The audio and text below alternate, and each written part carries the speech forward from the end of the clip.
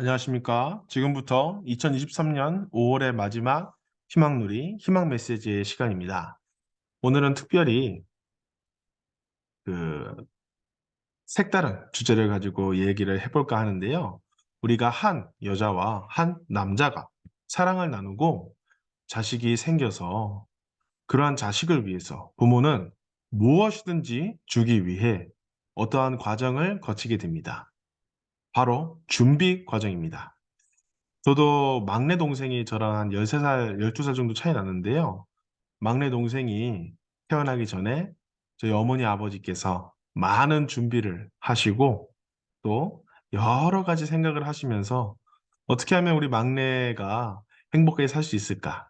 그것들을 많이 생각하시고 또 준비하시면서 또 그렇게 다짐하시는 것을 수없이 봤었는데요. 감회가 새로운 것 같습니다. 이러한 준비의 과정을 통해서 부모는 더 나아갈 수 있는 것이죠. 오늘은 특별히 이러한 준비와 나아감, 그 중에서도 참 부모님께서, 참 아버님께서 어떠한 준비를 하셨는지, 참 어머님께서 어떠한 준비를 하셨는지, 그리고 두 분이 어떻게 나아가셨는지에 대해서 함께 나누는 시간을 가져보고자 합니다. 먼저 참 아버님께서 어떠한 준비와 또 어떻게 나아가셨는지 함께 알아보도록 하겠습니다.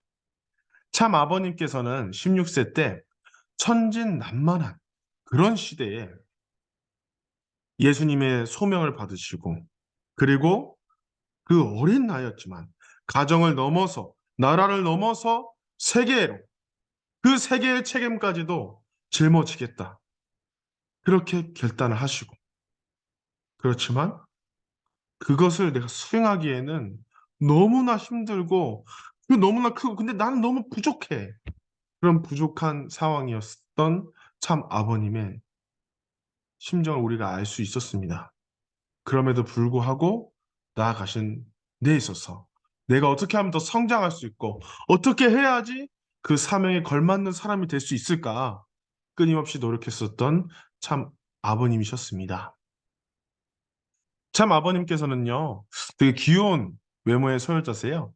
우리 사진에 보는 것처럼, 어디 만화 캐릭터처럼 생겼던 것 같은데요. 꽤 깜찍하죠? 네, 잘생기셨습니다.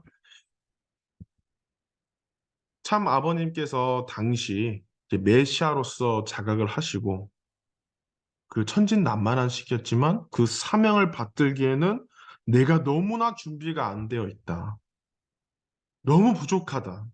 내가 예수님의 소명을 받고 저 많은 사람들을 책임져야 되는데 이 세계를 책임져야 되는데 그 심각하면서 기도했던 그 시기였습니다. 근데 그런 상황에 생활기록부는 이렇게 나타나고 있어요. 모든 일에 열심히 한다. 신체가 건강하고 출석 상황이 야호하며 특히 축구를 좋아한다. 이렇게 명랑하고 활발하대요.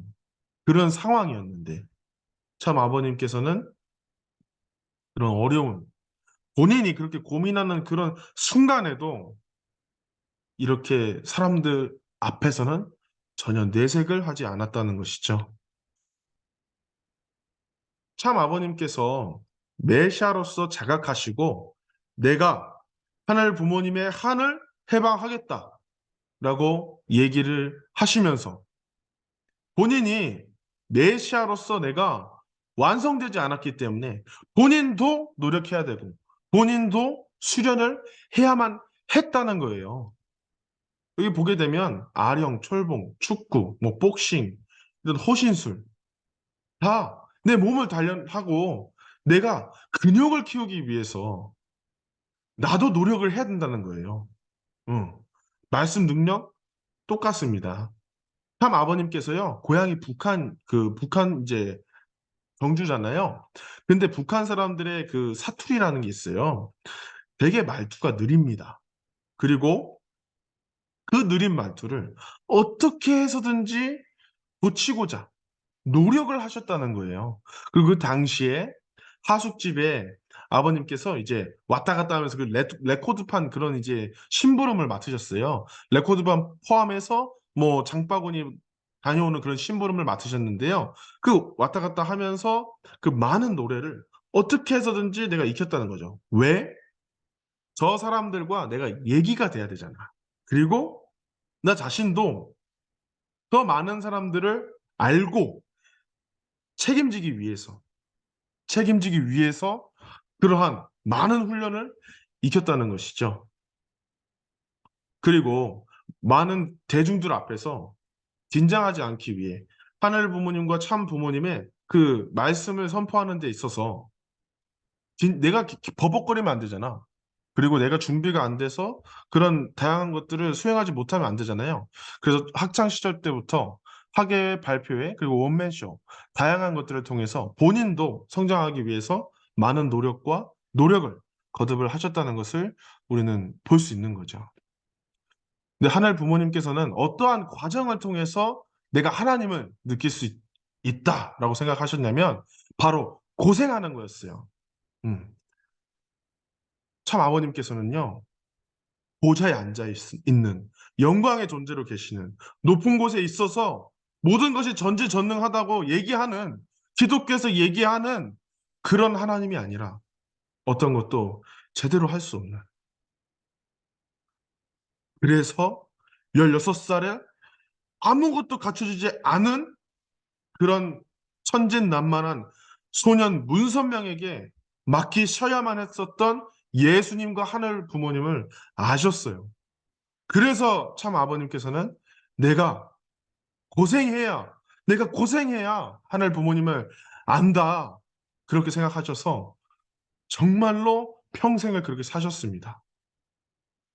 일부러 한겨울에 돈이 있는데도 냉방 생활을 하셨어요.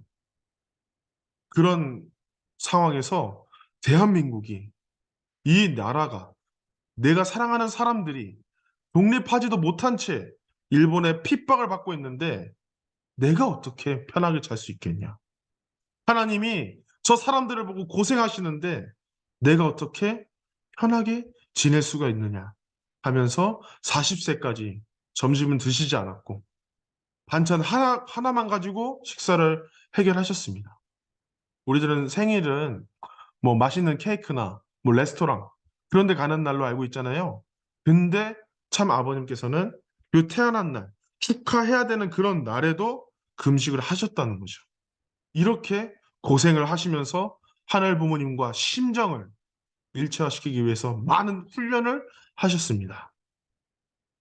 그리고 고향이 굉장히 가까웠어요. 나는 엄청 먼데 떨어져 있는 줄 알았어요. 근데 가까웠는데도 불구하고 공부를 하는 데 있어서 뭐 방학에 뭐 한 번 갈까 말까 그 정도로 집을 자주 가지 않으셨어요. 그리고 그 당시에 아버님이 뭐 믿거나 말거나 하지만 여성들한테 인기가 굉장히 많았대요. 그래서 하도 인기가 많았으면 뭐 여장이 뭐 본인이 직접 여장을 해서 그렇게 거리를 다녔다고 합니다. 네. 그래서 그러한 고생의 삶을 살아가면서 하나님과 함께 살아가면서 내가 오히려 나보다도 더 힘들게 살아가고 있는 사람들에게 내가 더 지원해주고 하나라도 더 주고 그들을 도와줘야겠다라고 생각을 하셨어요. 그래서 생판 모르는 거지가 있었는데 그 거지한테 내가 학비를 대신 내주고 또 차비를 내주고 그렇게 해서 참 아버님께서 사실 학교 생활기록부를 보게 되면 중간중간에 결석이 꽤 있습니다. 그때가 어떤 때냐면요. 그 모든 학비와 차비를 생판 모르는 힘든 사람에게 다 줘버려서 돈을 벌어야만 했던 거예요. 그 당시에.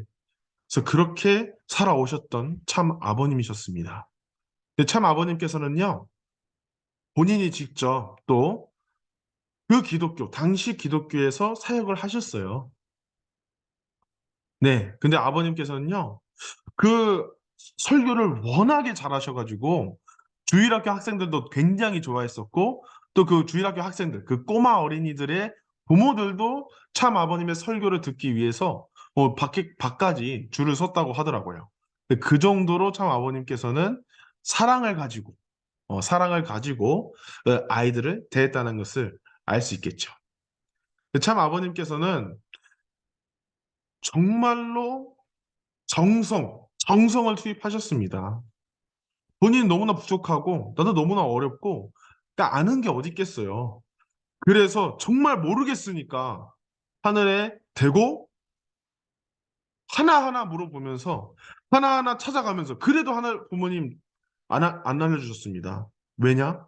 원리의 길은 찾아가는 길이기 때문이죠. 찾아가는 길이에요. 하늘 부모님도 알 수 없는 그 길을 참 아버님께서는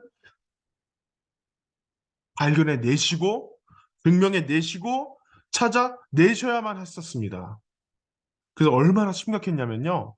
본인이 기도하는 그 장소에 칼을 꽂고 내가 단판 기도를 해야만 했었다라고 얘기를 하셨습니다. 근데 아버님께서는 그래, 내가 하나님을 미칠 듯이 사랑한다면 내 한계를 내가 극복하자. 한계를 이겨내자. 라고 하셔서 일본 유학행을 결정을 하시게 됩니다. 근데 당시에 참 아버님 사진입니다. 그 와세다 고등학교, 부속고등학교 전기과를 입학을 하셨고요. 당시 이제 가운데 피부가 이제 지금 흑백 사진에도 보이죠? 피부 굉장히 검정색입니다. 뭐 어디 가서 뭐 며칠 엄청 탄 것 같아요. 그만큼 고생을 하셨다는 거겠죠. 근데 참 아버님께서는 고생을 하시고 나서 그 슬프신 하늘 부모님, 서글프신 하늘 부모님, 그 하늘 부모님을 위해서 더 살아가야겠다라고 느끼시고 그렇게 살아오셨죠. 그러한 참 아버님께서는 내가 모든 사람들을 다 구원해내야 되잖아요. 근데 그 사람들이 어떠한 생활을 하고, 어떠한 생각을 하고, 어떠한 것이 필요한지 모르면 그들을 구원할 수 있을까요? 구원할 수 없습니다. 그래서 정말 보잘것없는 그런 노동들, 리어카, 그 인력거 혹시 아시나요? 뭐 그 리어카 같은 거에 사람을 태워가지고 가는 그런 거를 의미하는데요. 그런 일들도 하시고 굉장히 허술한 일. 또 유산의 탱크 청소를 하셨다? 이 유산이라는 거, 그 탱크 청소하다가 사망에 이르기도 합니다. 그 정도로 독한 물질을 청소하는 일도 하셨다는 거예요.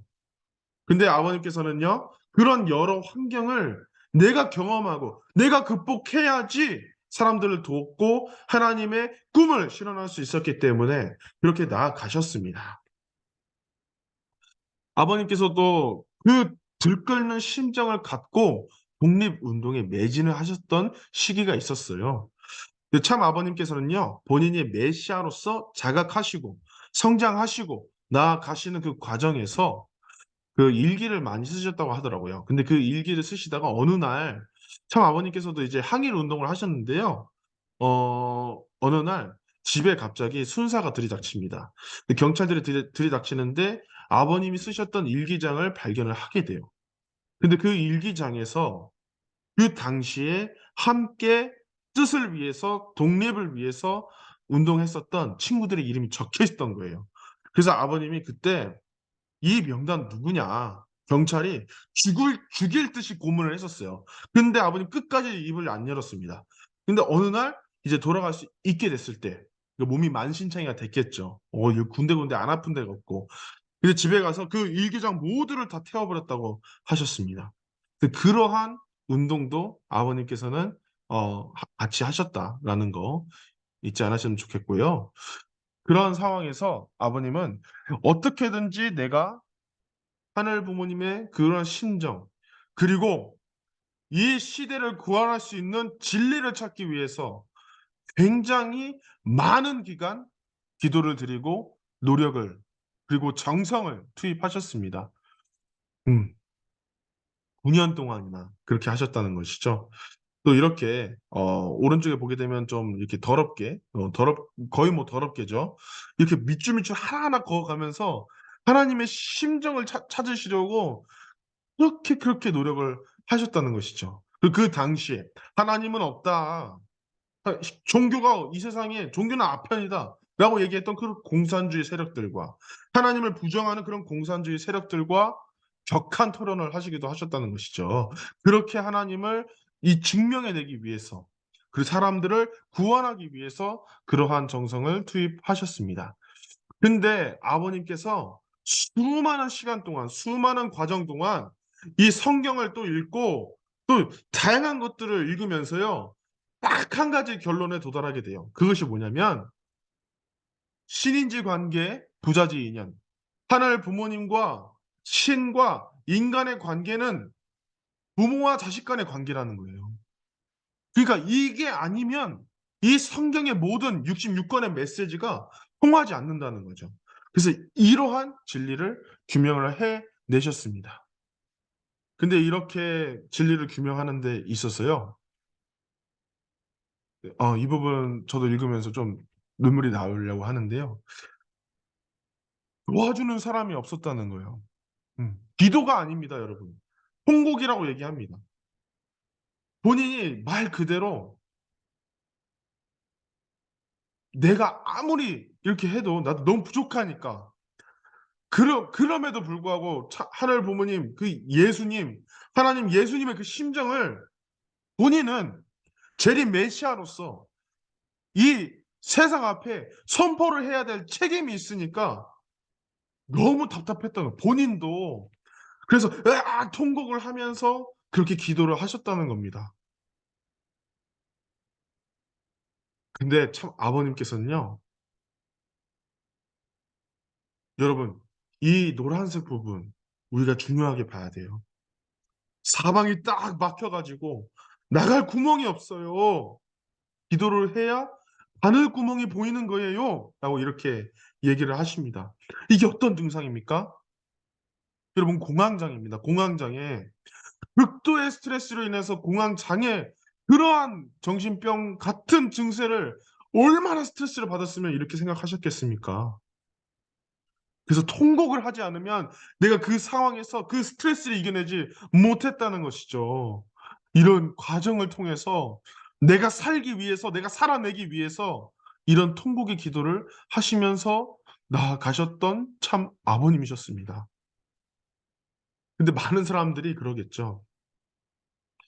야, 메시아라며. 메시아는 하나님이 도와주는, 하나님이 준비해주고 하나님이 모든 걸 도와주는 존재야. 근데 그렇습니까? 이 말씀 보면 그렇습니까? 하나님의 발길로 차요. 이 자식아, 네가 참부모야? 그리고 아버님 통곡하시고 기도하시고 내가 어떻게 해야 될지 그런 모르는 상황에서 스트레스 받는 상황에서 오히려 하나님께서 이렇게 말씀하신다는 거예요. 내 아들 딸들 원수 위에서 생명 바치고 구해 주어야 할 텐데 네가 그들 앞에 대접을 받겠어? 이렇게 하나님께서 오히려 발길로 차셨다는 거예요. 그래도 아버님, 이런 상황에서 하나님 도와주시지 않는 상황에서 나아가셔야만 했다는 거예요. 하나님도 도와주실 수가 없어요. 왜? 직접 주관권 시대 아니잖아요. 간접 주관권이잖아요. 재림 메시아로서 책임하셔야 되잖아요. 본인 스스로 완성하셔야만 되잖아요. 그래서 하나님은 참 부모님을 도와주실 수가 없었습니다.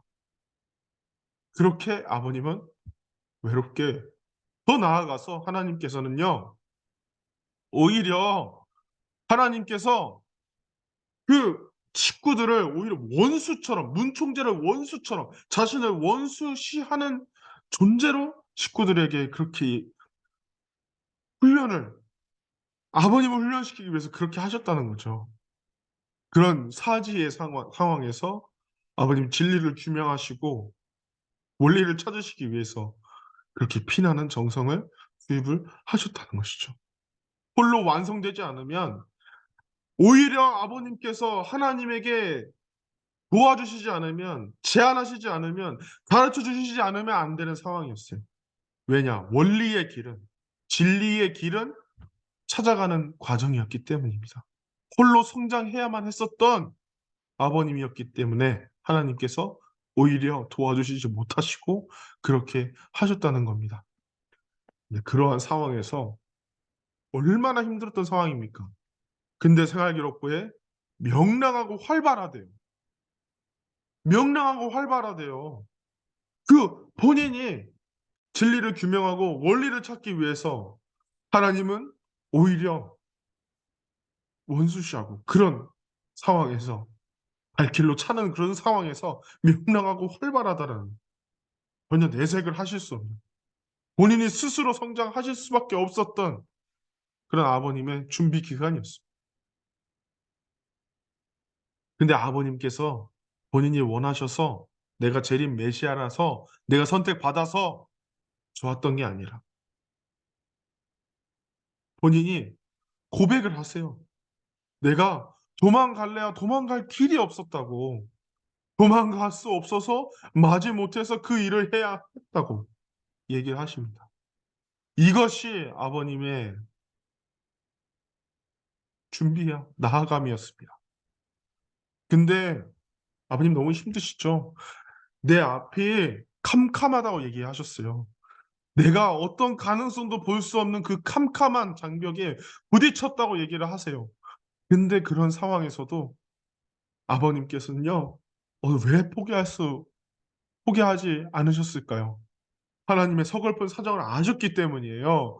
그 16살 때 문선명을 써야만 했었던 하나님의 서글픈 사정, 예수님의 서글픈 사정을 아셨기 때문에 나보다 더 불쌍한 분이 하나님이시라는 걸 아셨기 때문에 나도 포기하고 싶고 도망가고 싶었지만 그래도 나가셨다는 것입니다. 그래도 준비하셨다는 것입니다. 이것이 이것이 이것이 참 아버님의 준비와 나아감이었습니다. 다음으로 우리의 참 어머님의 준비와 그리고 나아감에 대해서 함께 나눠보겠습니다. 참 아버님께서는요, 많은 사람들이, 많은 식구들이 심지어 유튜브에도 있잖아요. 어머님 잘못됐다라는 그 이유를 막 찍어가지고 얘기하죠. 독생녀라는 거는 없었다. 얘기하죠. 근데 아버님 분명히 얘기하십니다. 하나님은 6천 년 동안 무엇을 하셨으며 소원이 도대체 무엇이냐? 그것은 어머니 한 분을 찾는 것입니다. 그렇습니다. 해와를 찾는 것, 어머니를 찾는 것이 하나님의 소원이자 예수님의 소원이었어요. 예수님의 소원은 참 부모가 되셔야만 했었는데 참 부모가 되기 위해서는 독생녀를 맞이해야만 했었습니다. 근데 어머님 성원 17살의 나이에 어린 나이였지만 어머님 꿈이 있으셨습니다. 어머님 꿈이 있으셨어요. 자신의 친한 친구와 조용하게 과수원을 차리면서 조용하게 사는 게 어머님 꿈이었어요. 근데 그런 나이였지만 23살 위에 남성과 참 아버님과 성혼을 하시고 7년 동안 여자로서 승리의 기반을 닦아야 하는 그런 기간이었다고 본인 고백을 하셨습니다. 이런 기간에 어머님께서 본인이 스스로 마찬가지로 재림 메시아가 스스로 말씀을 찾고 홀로 성장해야만 했던 것처럼 독생녀 참 어머님께서도 해와께서도 스스로 홀로 성장을 해야만 했었습니다. 그리고 4대 심정권을 완성시키고 아벨, 가인 자녀들과 식구들과 또 내 자녀들과 일체가 되어야만 했었죠. 4대 심정권을 나타내자면 양이분은 있죠. 서로서로를 엄마, 아빠 이렇게 불러줬다고 합니다. 촌수를 그러니까 급을 오히려 높여 불렀다는 것이죠. 근데 그러한 모습에서 참 아버님을 통해서 참 어머님께서는 뭔가 아버지 같은, 아빠 같은, 오빠 같은, 뭐 남편, 뭐 남동생도 있겠죠. 아들 이러한 심정을 느끼시면서 또 참 아버님께서는 참 어머님으로부터 뭔가 모르겠지만 어머니로서 근데 엄마 같은 또 아내 같은 여동생 같은 또 딸 같은 그러한 신정권을 서로 완성을 해 나오셨다는 것이죠. 근데 아버님께서 어머님을 통해서 그냥 아버님께서 누구와 아버님은 사랑을 나누실 수 있습니까?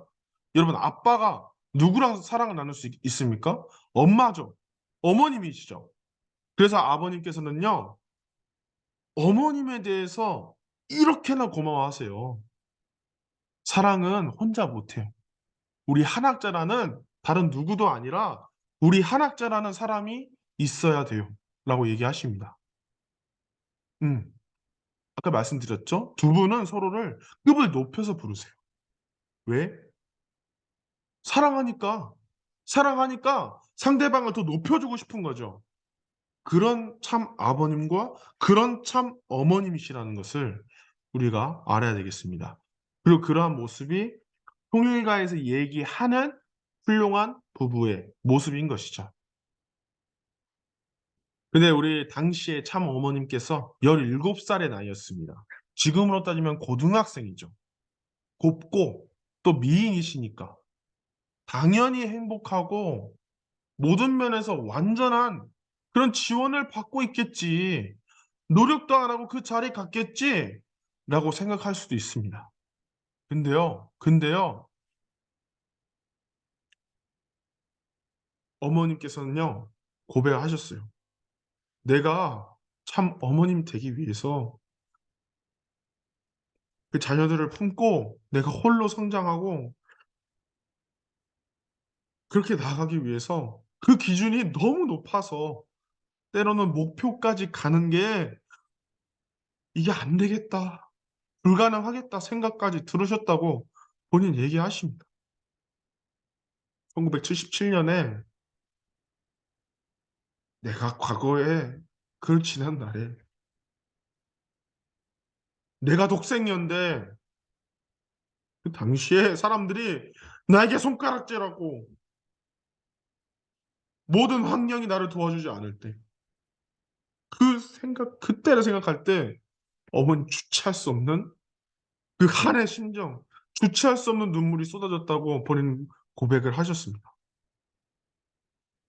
실제로 참 어머님께서는 십자가 도정을 걸으셨어요. 아니, 성혼을 했는데 본인의 꿈, 어린 나이였지만 하나님을 기다리게 하실 수 없어서 결단하셨는데 성혼도 하셨는데 3년 동안 다른 집에서 사셨어요. 근데 여러분, 3년 동안 다른 집에서 밥 얻어먹고 사는 게 편합니까? 눈칫밥인데 눈칫밥 소화도 안 돼요. 밥 뭐 들어갈까요? 안 들어갑니다. 근데 그렇게 다른 집에서 사셨다는 거예요. 그리고 아버님이랑 다른 방에서 살았고, 그리고 본인의 육신의 어머니, 대모님께서 어머님 보실 수가 없었습니다. 그림자도 밟지 말라고 아버님께서 호통을 치셨다고 해요. 그런 삶을 어머님 살아셨습니다. 그리고 바깥에 그 바람이 완전히 막아지지가 않아서 자녀를 출산하시고 예진님을 낳으신 다음에 산후 조리가 안 되잖아. 찬바람 확 불어오는데 어떻게 몸을 보호할 수 있겠어요? 산후병을 얻게 되십니다. 그래서 그 산후병 때문에 지금도 찬물로 샤워를 하시게 되면 온몸에 오한이 돈다고 하세요. 그런 참 어머님께서 그러한 십자가 도정을 걸으셨습니다. 당시에 많은 사람들이 어머님을 욕했어요. 왜? 저 자리가 내 자리인데. 실제로 참 아버님께서 당시 성혼하시기 전에 본인이 훌륭한 여성들을 찾으셨어요. 그런 상황이 있었다는 것입니다. 근데 어머님께서 되자마자 많은 사람들이, 식구들이 시기 질투하고 또 네가 뭔데 어머니야 하면서 강도처럼 목숨을 위협하는 사건도 있었습니다. 또 식구들이 아니 식구인데 어머님을 끌어내리기 위해서 오히려 안 좋은 소문을 퍼뜨리고 하는 중상모략하는 그런 모습들도 있었어요. 그리고 그런 과정에서 둘째 따님 혜진님을 출산하셨는데 8일 만에 성화를 하시게 됩니다. 이런 어려움들이 있었습니다. 어머님께서는 십자가 노정을 걸으시면서 어머님께서는 사실 횟수는 정확하진 않지만요. 19번의 임신과 유산과 출산 이런 과정을 그리고 4번의 제왕절개를 하셨습니다. 잠시 영상 하나 보시겠습니다. 어머님께서 고백을 한번 하신 영상입니다. 제왕절개 수술을 하게 되면은 네. 자연분만은 어려워요. 어머님께서 제왕절개 고백을 수술을 해서 하셨습니다. 영진이가 태어났어요. 지금 나눈 아이들을 위해서 음, 엄마가 건강해야 될 텐데 왜 이렇게 자기 생각을 안 하느냐고 이런 말을 했어요. 그런데 내 입장에서는 그만둔다고 말할 수가 없어요. 하늘이 나에게 바라는 것이 몇입니까 하고 기도했어요. 천의를 따라 분초를 아꼈으며 그렇게 어머님께서 목숨을 거시면서 그 19번의 임신과 출산과 유산을 거치시면서 세계 순회를 하시고 세계 섭리를 나아가셨습니다. 그만큼 축복이라는 것은요, 여러분, 축복이라는 굉장히 귀한 거예요. 72가정, 124가정, 뭐 이런 33가정 축복, 36가정 축복, 이런 과정을 통해서 우리까지 이어진 겁니다. 그런 어머님의 그런 모습들을 보면서 식구들의 마음이 움직일 수밖에 없었던 거예요. 내가 어머님이야, 니들 내 말 들어가 아니라 어머님이 본인이 가장 낮은 자리에서 오히려 식구들에게 때로는 중상모략도 당하고 때로는 협박도 당하고 그래도 그렇게 아버님을 모시고 하나님을 모시고 식구들을 모시면서 식구들이 어머님에 대해서 오히려 존경하며 그 사랑의 마음이 점차 커졌다는 겁니다. 이게 어머님의 사랑입니다. 이게 어머님이 자식들을 오히려 사랑으로 품어주는 모습입니다. 어머님의 성장이요. 어머님의 성장이요. 아버님이 하나부터 열까지 다 도와주셨을까요? 아닙니다. 만약에 참 아버님이 하나님이 하나부터 열까지 다 지도해서 성공했다고 승리했다고 하면 그 승리와 가치가 있습니까? 당연한 겁니다. 어머님 역시도 아버님께 어떠한 도움도 받지 않고 스스로 홀로 성장을 해야만 했었습니다. 스스로 성장을 해야만 했었어요. 그래서 그러한 7년 노정을 거치셨던 거죠. 참 어머님께서 이런 7년 노정, 7년 노정을 그 승리로, 어머님께서 승리로 하시고 아버님께서 이렇게 감사의 말을 전해요. 이 7년 노정이 어머니의 피와 살이, 어머니의 피살이 엇갈려 있다고. 그런 힘든 과정을 잘 견뎌온 우리 참 어머님이 진정으로 고맙습니다라고 얘기를 하십니다. 감사하실 수밖에 없는 거예요. 그렇게 홀로 성장해야만 했었던 그 노정을 승리적으로 십자가 노정을 승리적으로 완수하셨던 참 어머님께 아버님 진정 감사하실 밖에 없었다는 것이죠. 그래서 이러한 과정을 통해서 부부로서 부부로서 완성급의 부부의 자격을 갖출 수 있었던 것입니다. 2023년 5월 9일 최근에 주셨던 어머님 말씀인데요. 참 얼마나 기가 막히고 어려운 사정을 내가 이겨낼 수 있었던 것은 하늘 부모님의 사랑이 있었어야. 하늘 부모님 꿈을 이루기 위해서는 내가 참고 기다려올 수밖에 없었어. 라고 그렇게 얘기를 하셨습니다. 어머님의 그 준비와 나아감의 모든 시간은 굳센 의지 그리고 희생과 인내의 시간이었습니다. 아버님도 몸부림치면서 낳았듯이 어머님 역시도 내가 그 작은 몸으로 그 어린 나이로 그 사명을 감당하고 나아가기 위해서 몸부림치면서 낳았다는 것이죠. 아버님 자서전 마지막에 80 넘어서 90살이 가까이 된 지금 인생의 마지막을 앞두고 있는 그 상황에서도 왜 나를 부르셨을까? 하나님, 그 많은 사람을 두고도 왜 나를 부르셨나요? 왜 내가 지금 사람들 앞에 참 아버지로, 참 부모로 있을까? 그렇게 생각을 하셨다는 것이죠. 어머님께서도 이 시대에 내가 나라를 위해서 할 수 있는 것은 무엇일까?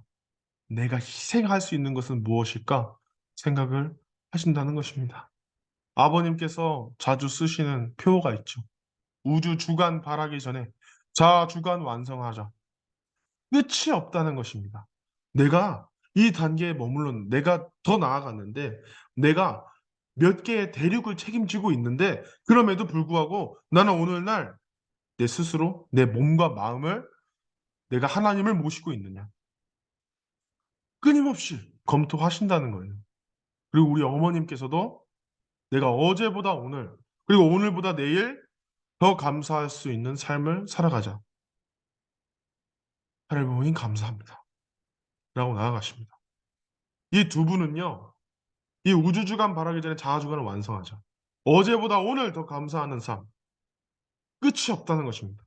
목표를 설정하는 데 있어서도 더 나은 목표. 사람들을 구원하는 데 있어서도 사람들에게 사랑을 주는 데 있어서도 여기 있는 사람들만 만족하는 것이 아니라 한국에 있는 사람들만 만족하는 것이 아니라 더 세계로 나아가기 위해서 끊임없이 본인의 목표와 끊임없이 본인의 목적을 넓혀 나아갔다는 것이죠. 아버님, 어머님의 우리가 오늘 그 많은 준비와 나아감의 과정을 보았습니다. 아버님, 어머니 우리와 다를 게 없습니다.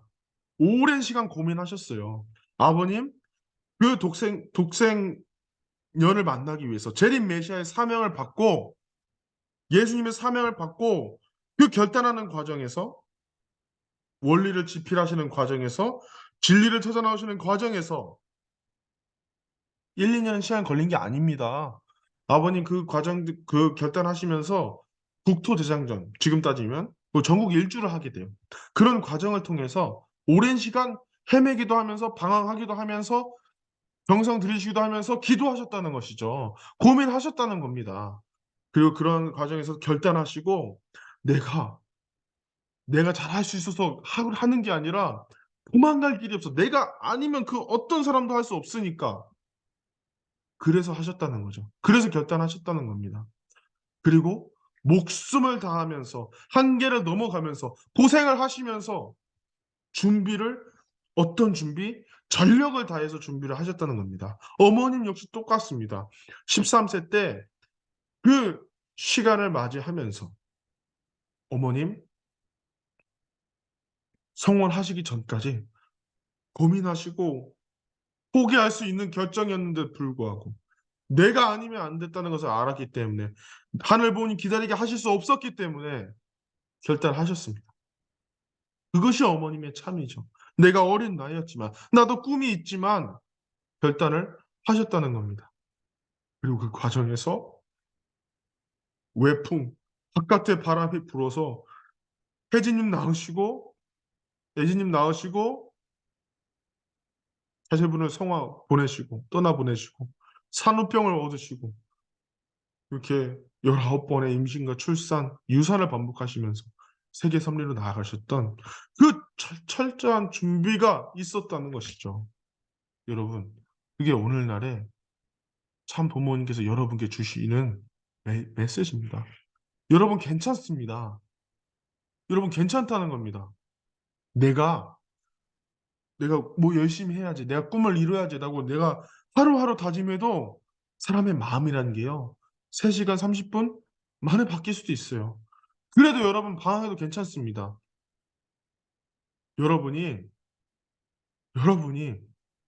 결단하고 여러분이 하겠다고 결단한다면 한 걸음 내딛는다면 하늘 부모님 역사 반드시 하시고 참 부모님께서 그렇게 결단하시고 고민하시고 방황하시고 그럼에도 불구하고 참을 찾아 나오시는 모든 과정의 결과물이 바로 여러분이기 때문에 여러분 괜찮습니다. 여러분 괜찮아요. 참 부모님께서도 그런 과정을 겪었고 결단하셨고 나아가셨습니다.